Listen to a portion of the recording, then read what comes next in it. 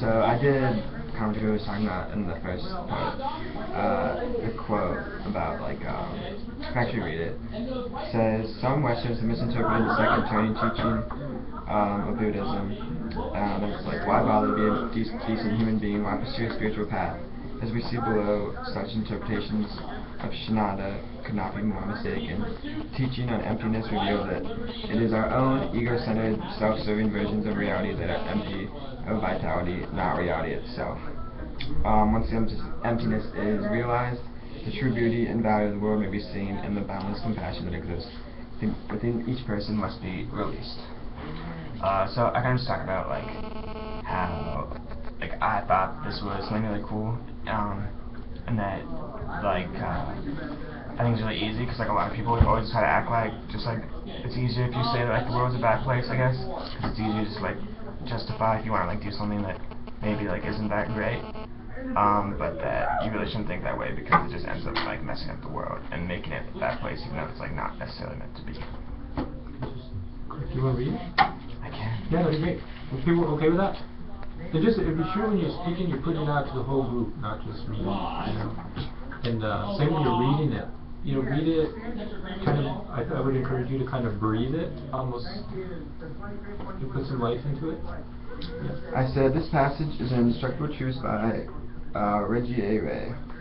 Struck out to me as one of the most impactful passages that I've read so far in Buddhism class. The reason I appreciate this passage so much is because it is an idea that I've always related to but never really knew how to express, and this passage did it perfectly for me. There are a lot of people that I've talked to over the course of this year that have tried to tell me that nothing matters and just do whatever you want because it won't really affect you.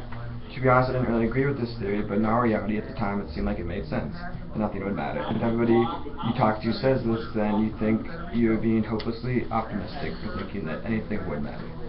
Then when I came across this passage, I was immediately attracted to it, and it made perfect sense to me, because that's how I felt.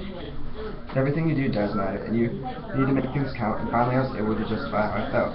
I think now we live in a culture where most people are taught that the world is an empty and horrible place, and due to that, there is no need to be moral. But in the end, it won't matter. How can we blame people for having this mindset? If you turn on the radio, watch TV, even talk to the parents, there's always this YOLO mindset that our culture seems to support. But what Buddhism is teaching and supporting is that life isn't horrible, and it's a place where you can be, life isn't horrible, and that you don't have to be unhappy and miserable. In fact, they say that people having giant egos and self-serving versions of themselves are the reason that the world is so messed up. If we're able to rid ourselves of this mindset, then we can do whatever we say we want to do. This was important as an individual to read because it made me really think about Buddhism differently. I always thought of Buddhism as a bunch of people saying nothing matters and that the world is suffering, and it made me not like Buddhism at all. But after reading this passage, it really turned me back onto Buddhism and wanted me to give it a second chance.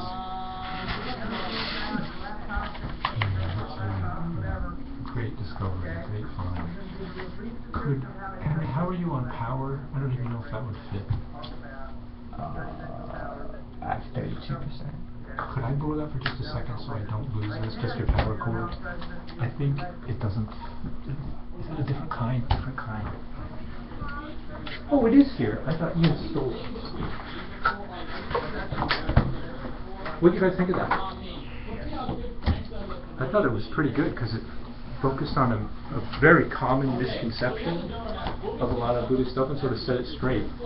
And that's what we want to do. We want to be able to represent the tradition more accurately, not like so many misguided interpretations. So I thought that was awesome.